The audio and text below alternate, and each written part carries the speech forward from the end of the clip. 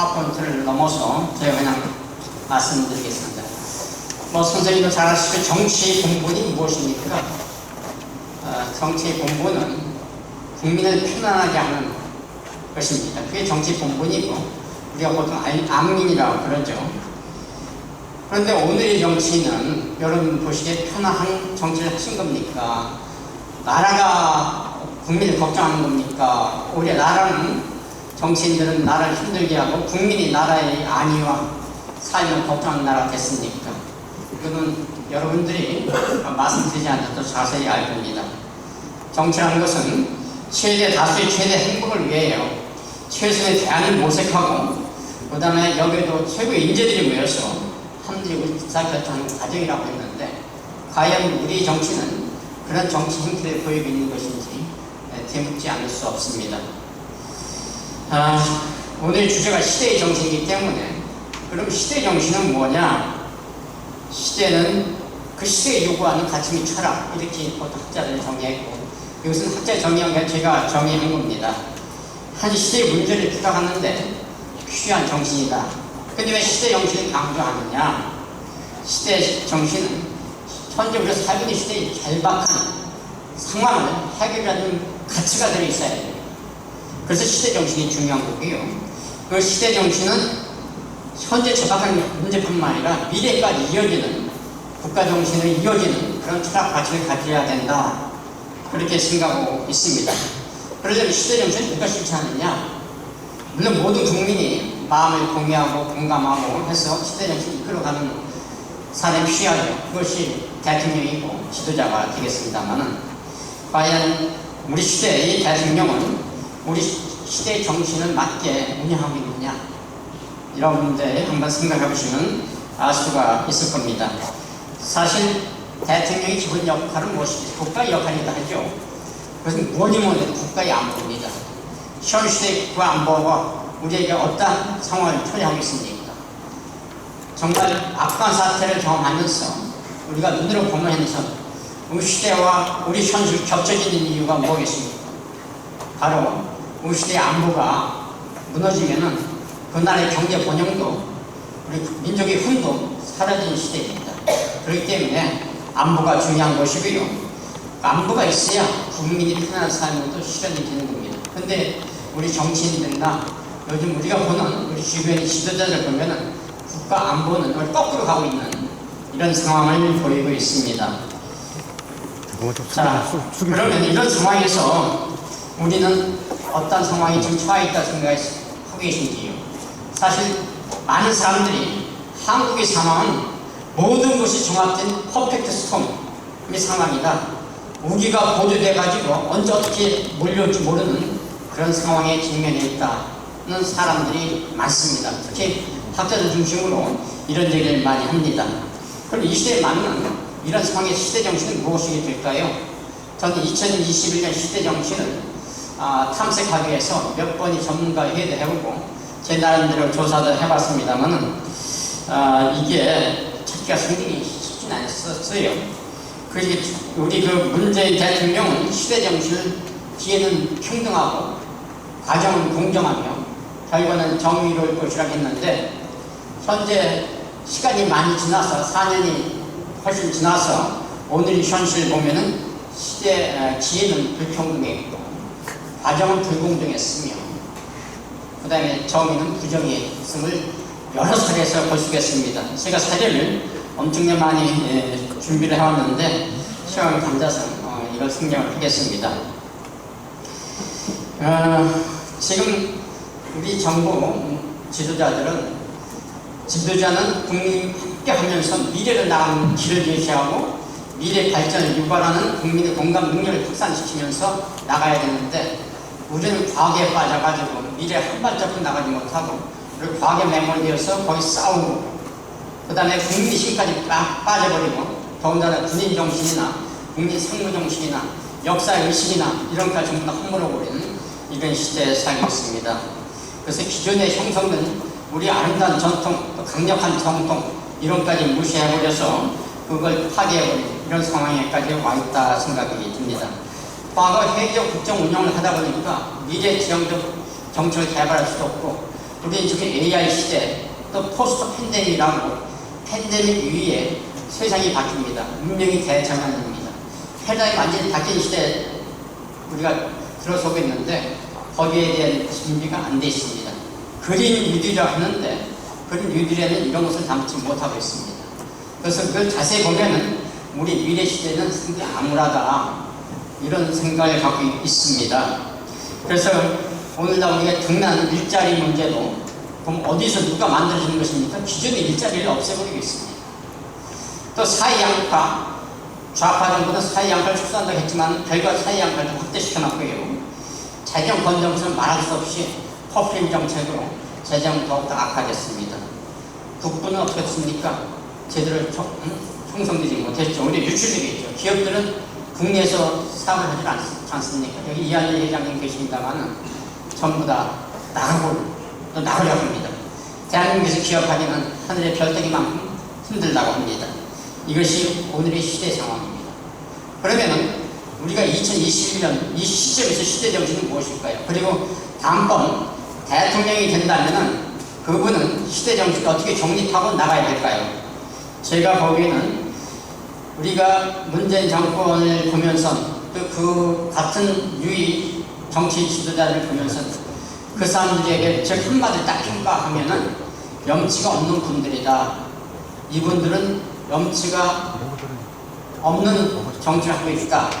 내가 하면은 로맨 쓰고 남이 하면 불리는 내려남는 그렇고 내가 하면은 훌륭한 지적이요 성과요 남이 하면 적폐라는 이런 사고방식에 꽉 차있는 나와 나를 남을 가르고 나와 동지를 한편을 물고 나와 다른 사람을 다 적으로 모는 이런 이분법적 사고방식으로는 한 마음을 한 국민으로서 이끌어가는 한 팀이 형성될 수 없겠다.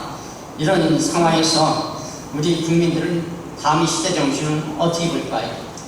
그래서 제가 여러 가지 우리 재단에서요 회의를 한 결과 이렇게 했습니다. 인권 존중과 염치라는 상식, 양식이 행복입니다.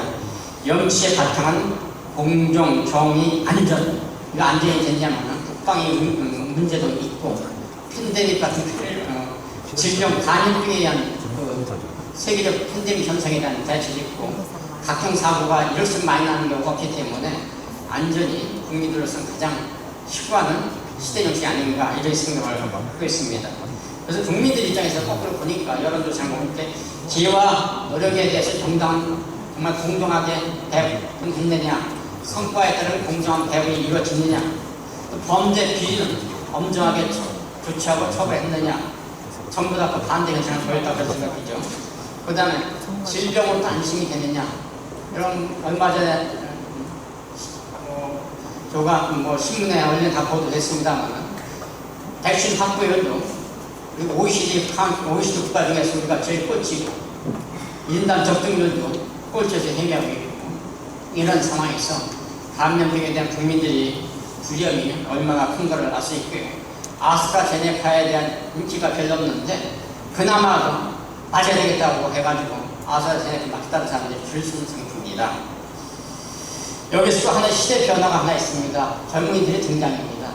소위 우리가 MZ세대라고 해가지고 2030 세대를 그렇게 일컫는데요.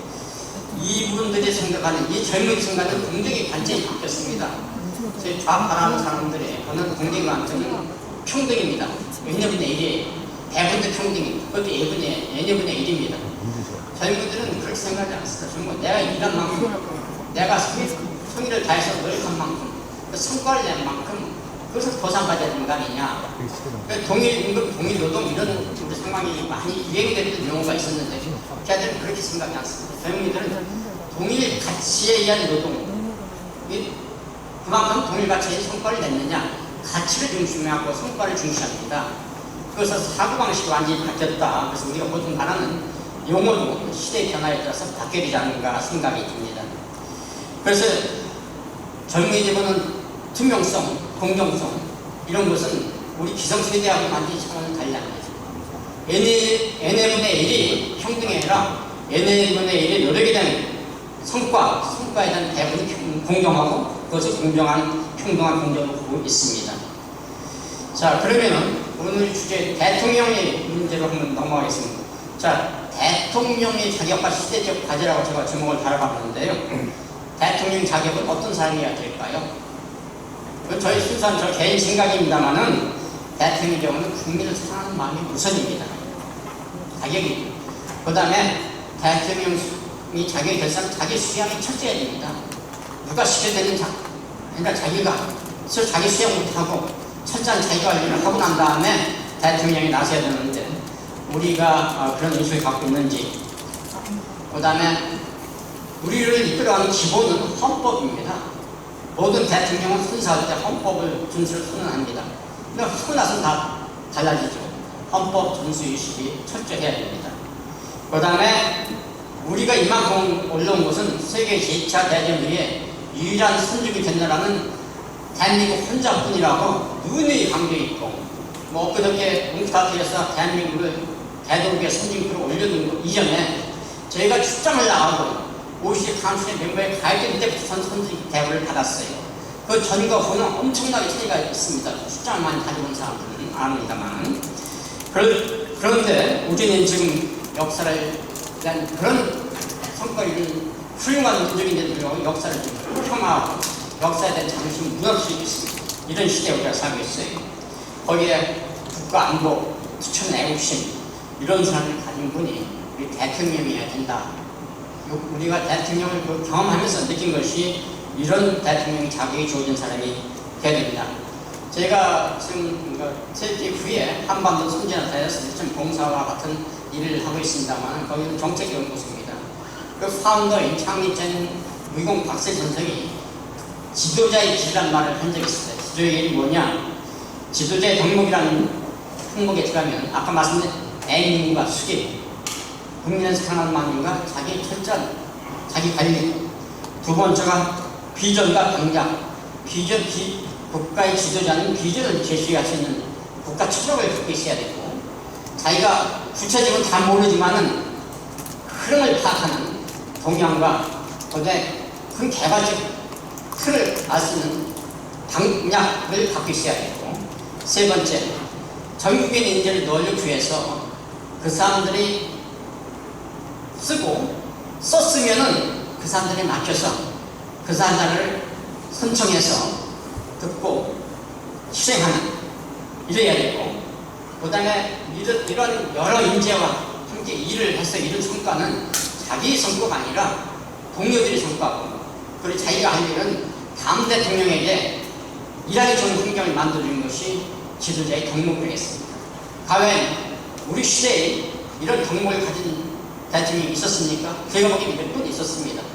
그러나 오늘날과 비교해보면 이것은 기대도 할 수 없는 상황에 있습니다. 그러면 이런 상황에서 다음 대통령에 대한 기대를 어떻게 할까요? 아까도 말씀드린 것 같이 상식, 양심, 도덕을 갖춘 염치 있는 정치를 하는 것. 그리고 오늘날 보시면은 정치인들 여야를 막론하고 자기 이익과 자기 우선일까 일종의 정글이 정치를 하고 있습니다. 국민을 위한 정치를 할 수 있는 좋은 정치를 하는 지도자를 원하고 있고 국민들이 바랍니다. 그러나 현실과 우리 기대는 크게 괴리가 있는 오늘의 시대를 지금 우리가 살고 있습니다. 자, 그러면 다음번 대통령이 해야 될 가장 큰 첫 번째 과제는 뭘까요? 선생님들, 오늘의 국정을 정상적인 국정이라고 봅니까? 비정상적인 국정이라고 보십니까? 네, 맞습니다. 여러분들이 답하셨습니다. 그 다음번 대통령은 비정상적인 국정을 정상적인 국정 돌리는 비정상이 정상화를 하는 대통령이 됩니다.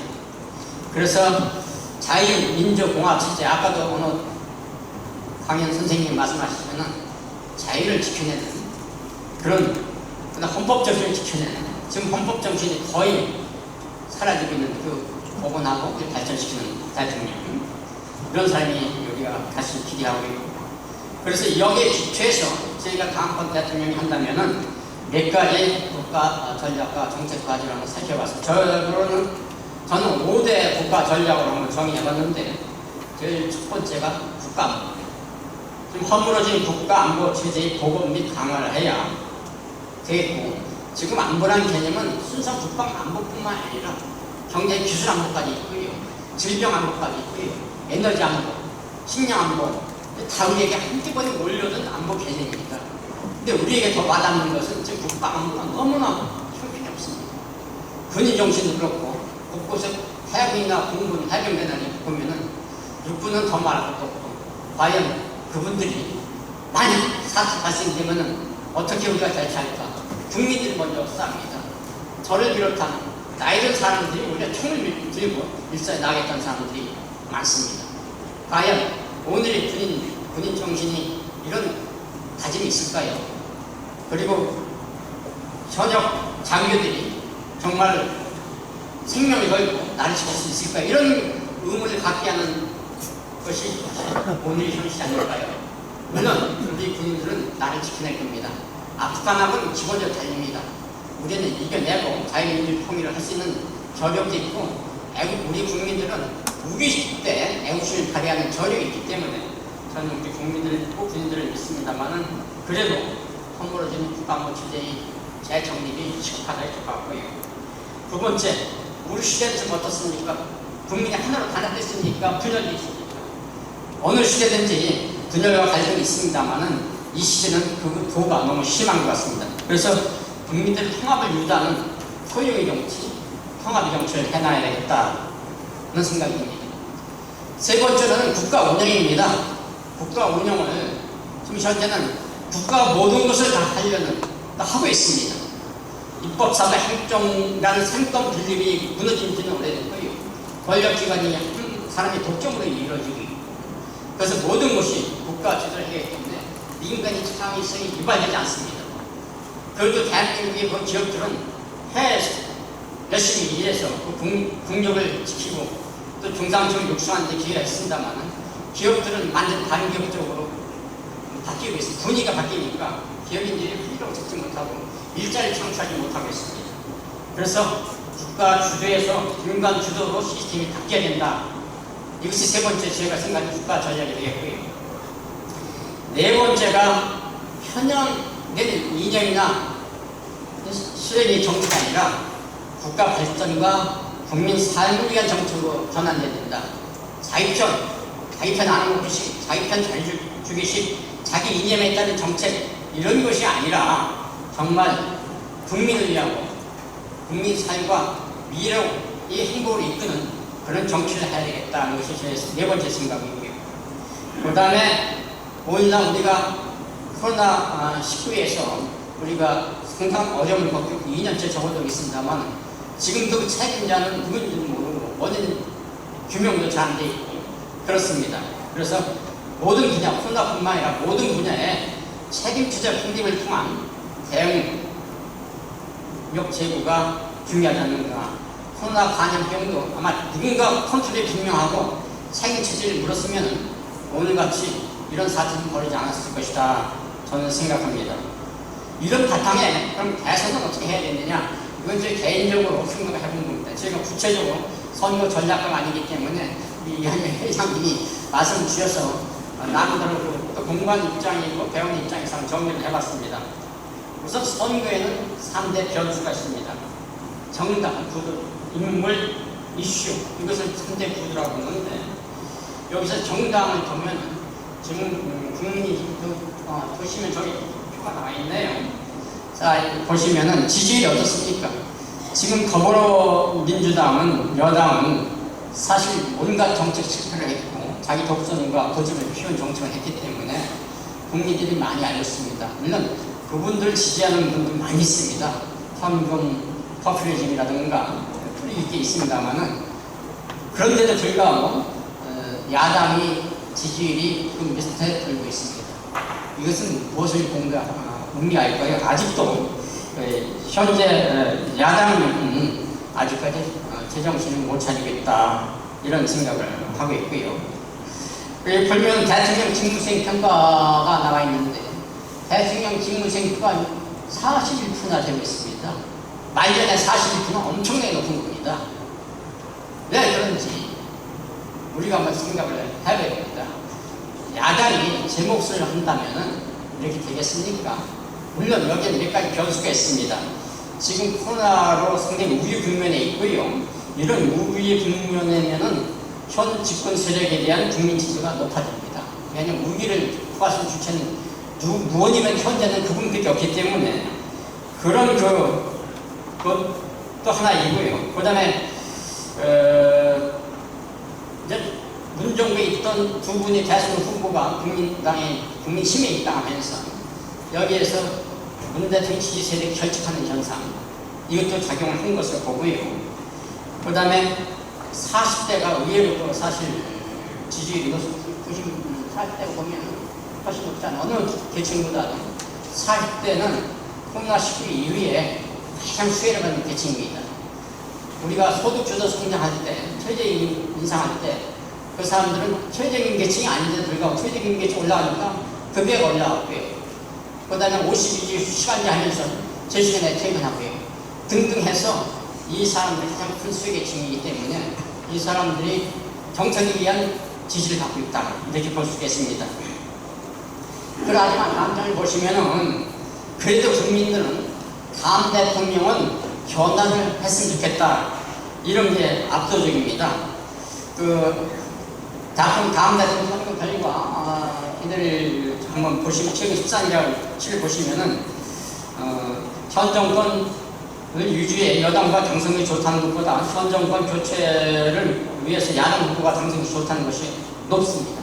그것은 실제로는 현 정부의 정책에 대한 또 안보에 대한 의식이 국민 속에는 많이 작동하고 있다. 대통령의 지지율은 아까 말씀드린 결집의 현상이 있기 때문에 보지만은 실제로 국민의 마음속에는 잠재된 의식 속에는 이런 현상이 간직되어 있기 때문에 다음번 선거에서는 이 점을 우리가 숨겨나가지 못하면 주어진 조건은 훨씬 좋은데 여기서 지면 안 되겠다 생각을 갖고 있습니다. 자, 두 번째 인물 경쟁력을 보면 야권 단위가 우선이죠.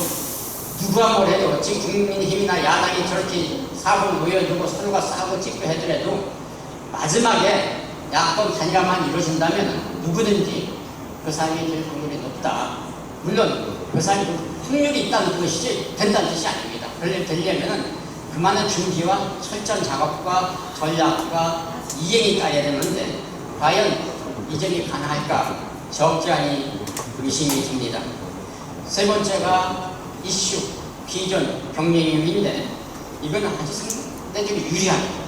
지금 더불어민주당을 비롯해서 청와대나 한 정책이 못한 순간 정책이 있으니까 본인들은 지난번에 의료 분야에 성공했다는데 그것은 억지죠. 실제로 타고 들어가면은 의료 재정이 엄청나게 나빠졌고요. 국민 건강 재정도 엄청 나빠졌습니다.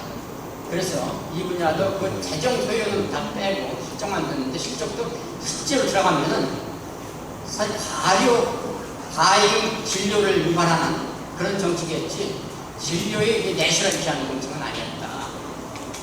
그런 의미에서 보면은 이슈나 후보나 이런 이슈 경쟁력에서는 절대적으로 유리하다. 반대만 해도 이슈 경쟁력에서는 유리하다고 가질 수 있다. 그러나 아까 제가 말씀 5대 전략하에 실행 과제를 들어가면 그건 밀어나가는 정책과 전략이기 때문에 훨씬 유리한 구도를 가질 수 있다. 이렇게 생각이 듭니다.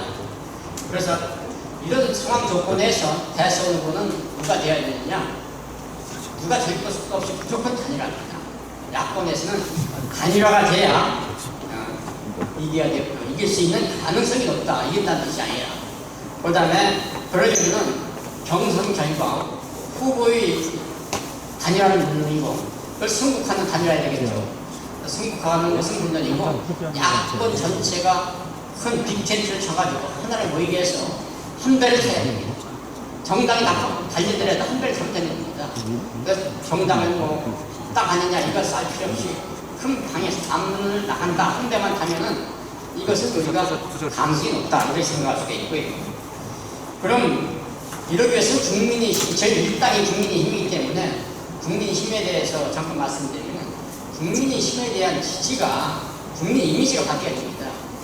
그런데 최근에 보면은 국민의힘은 반성도, 책임도, 희생도 없는 수구세력 기득권 집단 이미지 강하게 남아있습니다. 젊은 당대표 되면서 약간 그런 기대를 했다가 당대표의 하는 역할이나 하는 행태나 또 우리 기라상 같은 원로 정치인들의 행태를 보면은 아직도 정신 못 차리고 있지 않나 이런 생각을 많이 갖게 됩니다. 게스트는 대표와 경선 후보 간의 당내 분란, 또 서울시장, 부산시장 승리를 국민의 힘으로 착각하는 이런 착각 현상, 이런 것들이 극복하려면 공존의 지혜를, 공존의 실기를 발휘해야 합니다. 우리는 무엇보다 다급한 것은 정권 교체 아니겠습니까? 그리고 미래로 나가는 정권을 만드는 거 아니겠습니까? 이런 하려면 무엇을 해야 됩니까? 서로가 아프고 다치고 욕먹을 것을 감싸지고 포용하는 자세로 공존의 지혜를 정말 발휘해서 그때만큼은 너도 힘이다, 마음이다 해가지고 한 마음이 되어야 우리가 그래도 관심이라도 가능성 있는 선거를 칠 수 있다 이런 생각이 듭니다. 그러려면은 국민이 그런 마음 자세를 가져야 되고 기득권의 이미지를 풀려면은 정말 노블스 오브리주라고 말하는 성공 후사의 정신을 가져서 스스로 마음에서 우러나는 것을 국민들이 다 압니다. 이 가짜인지 아닌지 마음으로 우러나는 것을 하도록 이렇게 하는 게 좋지 않을까 생각입니다. 그 다음에 이해 확장이죠. 중도층과 MZ세대의 이해 확장인데 그것은 정책을 통해서 이끌어야 됩니다. 그리고 발언 하나하나가 그분들을 의식한 정선과 그리고 진적 있는 발언들을 해나가야 됩니다. 요즘 같이 하면 그렇게 되지가 않을 가능성이 높습니다. 그래서 상식과 염치를 중시하는 것이 중도층이기 때문에 이해관계에 예민한 것을 2030 세대이기 때문에 이 사람들에게 걸맞는 정책을 제시하고 이 사람들과 협조하는 그런 태도를 보여야 된다. 저는 이렇게 생각합니다. 그 다음에 대선 승리 조건 중에서 국민이 공감하는 비전 및 정책을 제시해야 된다. 그 비전과 전략, 정책은 실현성이 있어야 됩니다. 지금 비판만 있고 제한 없다는 국민 정당 위주로 극복해야 됩니다. 그래서 아까도 말씀드렸지만 코로나 팬데믹은 모든 것을 바꿉니다. 그 위에. 근데 코로나 팬데믹 때 여러 번 계속 살아가기 때문에 밖에 대해서 모르겠지만은 딱 뛰어서 코로나 이전과 이를 보면 지금 상황이 얼마나 바뀌었습니까? 상사 수준이 바뀌었습니다. 여기에 AI와 4차 과학 산업혁명은 완전히 패러다임 자체가 바뀌었습니다. 그 이유는 기존 세대를 살고 있던 세대와는 완전히 다른 세상이 되는데 우리는 이 분야에 대해서 지금 뒤떨어지고 있다. 여기에 대한 비전을 제시해야 되겠다는 생각이 들고요. 그 다음에 뭐냐면 선거는 현실입니다. 현실. 그러려면 국민 공감 유발이 선거 슬로건을 해야 됩니다. 바보야, 이젠 경제다. 이런 것을 딱 한마디로 딱 파고드는 선거 아젠다를 설정을 해야 되겠다. 그래서 지금 현재 그런 슬로건은 제가 지금 말씀드리기보다는 다 그 방향만 설정한다면은 무슨 당면 과제는 실효성 높은 방역 대책과 지금 부동산 정책, 현재 주어진 현안 과제로서는 중간 과제를 한 일상 강제가 안보, 고용 유발의 성장, AI 혁명에 부응한 교육과 산업 개편의 대응 정도가 되겠습니다. 그래서 이런 문제를 우리가 안고 머리를 싸매서라도 국민 속에 딱 부식하는 10자 이내의 슬로건을 정해서 국민 속에 인식해야 아주 가능한 선거가 되지 않겠는가 생각이 듭니다. 그 다음 요즘에 이 얘기는 지금 말씀드리기는 좀 뭐합니다만은 당과 대표의 역할을 한번 우리가 생각해볼 필요가 있습니다. 당대표는 논쟁 유발자가 아닙니다. 대선 경선도 마찬가지입니다. 그래서 이 두 관계는 대립관계라 협력관계고 신뢰관계가 되고 현재는 갈등과 대립관계가 되고 있음을 여실히 보여주고 있는데 이것을 뛰어넘어야 된다. 그리고 상대 후보에 대한 경쟁 전략과 그것에 대해 열심히 해야지 내부 총질이나 내부를 싸우는 것은 더욱 안 된다. 현재 보면은 그 야당은 비전 전략 공약의 분야를 보면 상황이 훨씬 유리합니다. 이것을 활용해야 되고요. 그 다음에 민심 동향을 정확히 파악해야 됩니다. 여의도 연구소나 이런 데서 보는 게 아니라 실제 현장에 들어가서 인생 탐방을 통해서 해야 됩니다. 이를테면 대학 캠퍼스 등이 정확한 대학 캠퍼스를 돌면서 또 전통시장을 돌면서 또 주변의 사람들 만나면서 그 세트를 중심으로 해서 전국에 투어를 하면서 여론을 정치해야 되고요. 또 더 나아가서 마크롱처럼 자원봉사 조직을 해서 젊은이들이 스스로 나와서 이 시대의 문제가 뭐냐, 국민들이 괴로워하는 문제는 뭐냐, 이 사람들이 바라는 것은 뭐냐, 이것을 받아서 정책하고 전략하고 쓰면은 국민들이 호응을 하겠습니까? 자기 아픈 것, 삶이 핍박한 것, 그리고 희망을 걸 수 있는 것에 왜 동의하지 않겠습니까? 이런 것을 해나가는 노력이 있어야 된다. 그 다음에 선거는 흑색선이 난무하는 연극입니다. 그럼 그 마타타워를 어떻게 극복하느냐? 전략을 강구해야 되겠죠.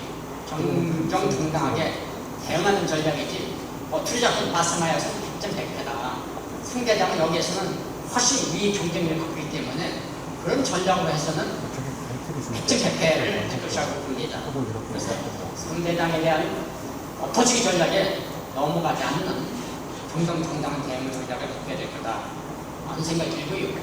끝으로 부정선거 말씀을 아까 말씀하셨는데 이거는 정말 중요한 것입니다. 우리는 많은 분들이 여기서 동의할 수도 있고 동의 안 할 수도 있지만 만약 그게 하나 아까 말씀하신 발표자처럼 그런 게 사실이라면 이거는 국기를 흔드는 물란 행위입니다. 그래서 우리가 지난 것은 지난 것들이지만 앞으로 오는 대선에서는 부정투표 유발 유인이 사전 점검에 대한 대응을 철저히 해야 되고 여기 국민운동본부도 선거 감시자를 대체적으로 운영할 수 있습니다. 운영할 방법도 있고요. 그 다음에 아까 말씀하신 그 문제점을 방지하기 위해서 투표 및 대표 과정의 투명성 제고 문제를 한번 더 고민하고요. 그래서 선거에서 이기고 결과 제치는 선거를 하지 않도록 전자개표나 후개표를 동시에 진행하는 검토도 한번 해보고 전자개표 자료를 아까 없애버렸다는데 그 자료를 일정 기간 보유하고 보유자한테 책임을 묻는 그런 법제도를 개편하는 방향도 모색해서 이기고도 지는 선거는 여기서 하지 말아야 되겠다 이런 말씀을 드렸습니다.